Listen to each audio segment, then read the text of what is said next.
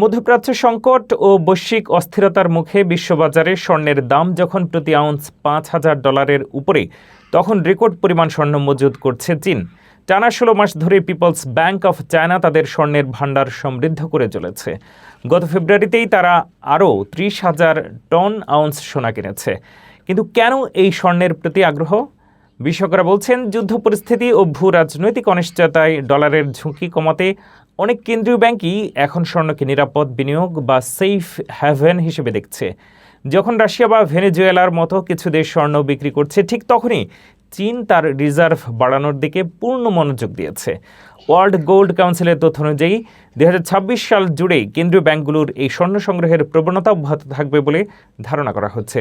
ডলারের আধিপত্য কমে আসা ও বৈশ্বিক অর্থনীতির অস্থিরতায় চীনের এই কৌশলী পদক্ষেপ কি ডলারের বিকল্প হিসেবে স্বর্ণকে প্রতিষ্ঠার ইঙ্গিত?